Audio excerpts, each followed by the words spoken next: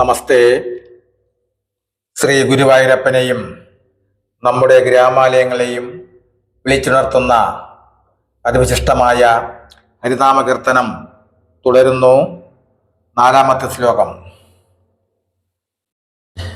അർക്കാനലാതെ വെളിവൊക്കെ ഗ്രഹിക്കുമൊരു കണ്ണെന്നു കണ്ണു മനമാകുന്ന കണ്ണതിനു കണ്ണായിരുന്ന പൊരുൾ താനെന്നുറയ്ക്കുമളവാനന്ദമെന്തു ഹരി നാരായണായ നമഃ.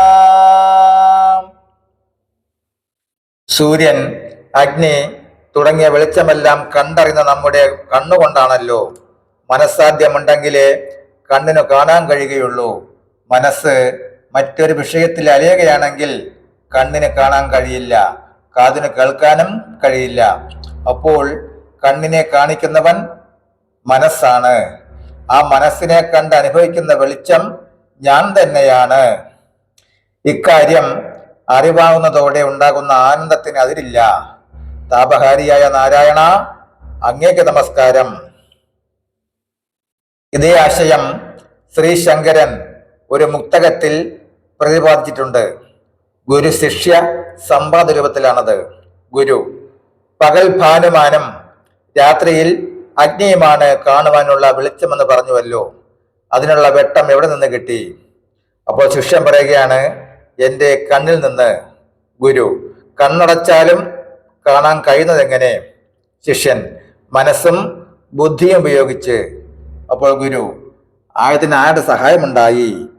ആയതിന് ആരുടെ സഹായമുണ്ടായി? ശിഷ്യൻ: അത് എൻ്റെ തന്നെ സഹായം കൊണ്ടാണ്.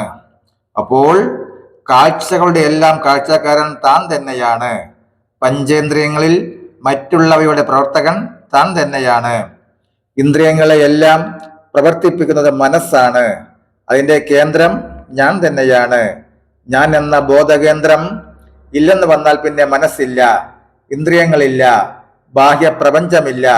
ഇക്കാര്യം ബോധ്യപ്പെടുന്നതോടുകൂടി അതിലേറ്റ ആനന്ദം കൈവരുന്നു. 5-ാമത്തെ ശ്ലോകം തുടരും നാളെ.